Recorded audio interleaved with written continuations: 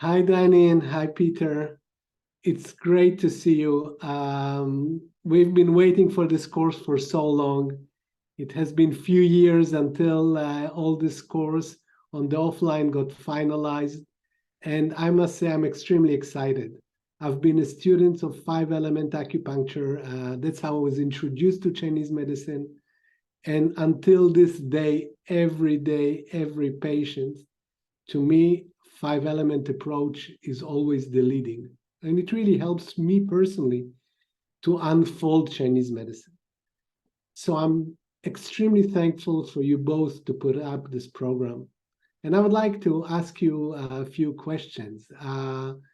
Maybe, Peter, you will start about the layout of the program, what's in it. Well, we're certainly going to cover each of the 5 elements in detail, but really how a practitioner can diagnose the person's constitutional imbalance in each of the elements. That's very different in the 5-element style to that laid out in Lingshu 64 based on body types, which some people use. It's really based upon much more sensory perception, color, sound, emotion, and odor. But we'll also be covering the 12 organs, the 12 officials, the various blocks that can result in 5-element acupuncture, how to progress treatments, needle technique. The course will basically enable anybody to incorporate 5-element acupuncture into their existing practice. Thank you so much, Peter. And Danny, maybe you can tell us, what kind of transformation you expect from somebody who is taking the course, that it studied different style or regular TCM. What do you think will happen, and what will be the difference, in your practice after this course? I mean, not in your, but in participants. Yeah, I would say there's quite a few advantages to integrating 5-element into a TCM practice. For me, it's about focus. It's about when you have a very tricky, complex, knotty case in TCM where there's all sorts of things going on, how do you kind of resolve that and focus your treatment? And conversely, like when you have a patient who you're looking to do constitutional treatment who has very little going on in terms of TCM, how do you focus treatment on that? So I would say for me, 5-element acupuncture opens out the points that I use. It kind of focuses my kind of diagnosing skills into more sensory and more what's this patient like and how can I best treat this patient.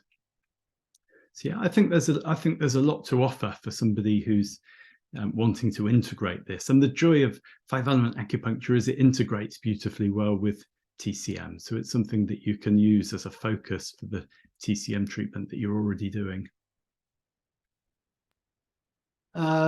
Peter, how is this course built? Like, what is a step-by-step approach to learn and study the full depth of using this style of Chinese medicine? Well, we're going to start the course by focusing on how does it differ from TCM and focusing on some of the key aspects of 5-element acupuncture, particularly the concept of the constitutional imbalance, but also the importance of trying to bring about a change in the person themselves, as opposed to sometimes just bringing about a change in the nature of the symptom or the nature of the illnesses. In terms of Ben and Biao, I think that 5-element acupuncture is very much focused on Ben rather than Biao, and even looking at the constitutional imbalance being almost a deeper Ben than just looking at the particular syndromes like spleen qi shu or kidney yin shu, or those kinds of syndromes. So that would be the introduction to the course, and then it leads into the 5 elements, then it leads into the 12 organs, then it leads into the blocks, and then moves towards about how you'd actually really use it in terms of treating your patients. Well, thank you. I think you are correctly saying that when one is able to look at the root of disease, then the whole approach to patients changes. Danny, would you expect people to treat patients differently, use differently acupuncture points? Yeah, I would expect that, having done the course, I would expect treatments to be in some ways simpler and more. I think often with a TCM approach, we're looking for a very balanced treatment, and that we use points from different channels. We use points to balance top and bottom. We're looking for a kind of a balanced treatment in that way. I think with 5-element treatment, often treatment is much simpler, and we're looking for a more polarized treatment. So we're looking at a treatment that hits at the spirit level. Often we're looking at a treatment that's often quite imbalanced from a TCM point of view, in that we're just treating one element, and often we're treating both sides of that element. So we might be treating heart, small intestine, or we might be treating liver and gallbladder. I think point selection might be different. I think often there are the kind of bread and butter points that we often go back to in TCM, and with 5-element, I think that will expand the points that you can use as you move through treatment. Well, thank you. Again, I will reflect from my experience, and I would love to hear maybe both of you. I know, Peter, you've been practicing over 40 years, and you've been teacher of this method for many years, and Danny also. To me, 5 elements help to understand better the emotion and spirit side of the patient, the root of disease. TCM is a bit bring us to focus on syndrome and not the patient. I mean, I'm exaggerating, but I'm exaggerating, I think, from really learning both systems. And I wonder, Peter, what is your take on it? This ability to understand better the spirit, the trauma, and the emotion. Well, I think the famous Chinese physician Su Chen said that illnesses may be identical, but the person suffering from them are different. And I think really the real strength of 5-element acupuncture lies in the nature of the person that has the illness, and really treating the person in a sense rather more than treating the symptom. And I think that can easily sound a bit of a cliche, but I think 5-element acupuncture really does enable the person to enable the practitioner to really enhance the well-being of the patient and bring about a profound change in the person's state of health, and not just in particular symptoms, not just particular manifestations of underlying imbalances. I think it really strikes hard at the root of the person's energetic imbalances. Yeah, I would wholeheartedly agree with that. I think being able to interact with how the element is in a person and make an assessment of that, and relying more on our bodies as sensors in being able to diagnose patients, rather than a kind of list of symptoms that we tick off and say, we have this. How do we feel about the patient, and being able to assess things like color, sound, emotion, odor, being able to assess them in terms of what's this patient manifesting. So a patient might tell us that they're anxious and they're not sleeping well, and they might be experiencing what we would think of in 5-element terms as fear and problems with their will. So kind of integrating the physical with more emotional and spirit level treatment is really important for this, I think.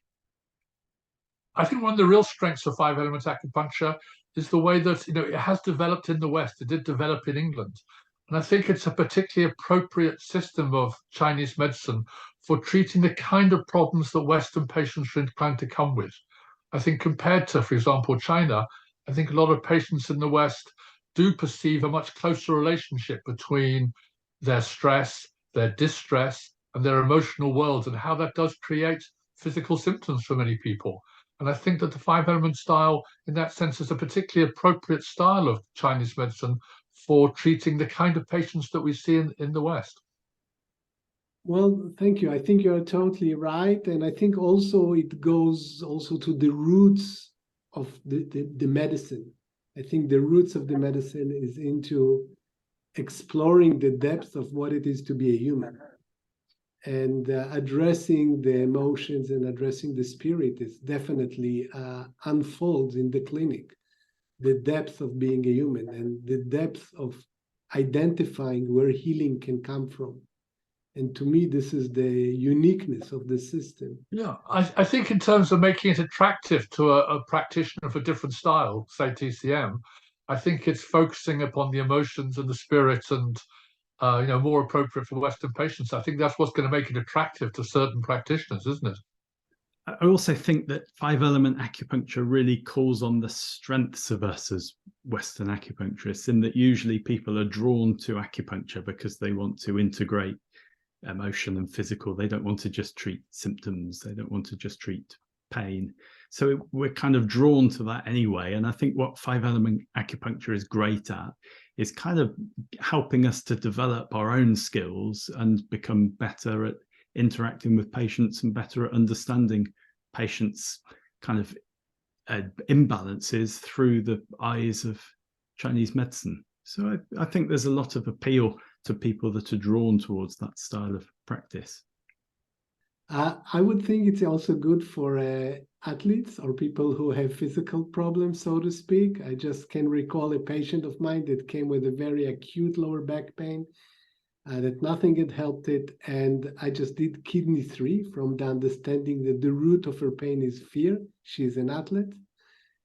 And she got up off the table feeling better. So I think this kind of trust in the medicine, this kind of trust in doing fewer needles, to me came from a 5-element approach. In terms of the physical treatment, I had a patient in recently who came to see me for a hamstring injury. He's a long distance runner, and he was told by his physio that, what the physio was doing. And he had the whole team of people helping him, a professional athlete. But so what was, nothing was really helping. So go and get some acupuncture from this chap. And I did do some points in his hamstrings. But what was really interesting was that I treated his CF. He was a water CF. And I treated his CF. And he came back the next week and he said, I can't believe it. I'm sleeping better than I have in 15 years. I feel re-enthused to do the race. I feel like I can actually do it now. And once he started sleeping better and he started feeling better in himself, his injuries healed. His injury was a block on an altogether different level. So I absolutely resonate with the idea that we can treat at all levels with this system. Yeah. I'll just clarify, CF is causative factor. This is one of the things you will learn on the course, to identify the root of each person. And maybe just last words to the attendees, to welcome them or to say something that you would like to say to people who are attending the course. I just think that if you really absorb this course and really absorb it into your practice, I think it'll make a colossal difference to how you see patients and the kind of changes you'll be able to bring about with changes. I think it'll really be truly transformative for you.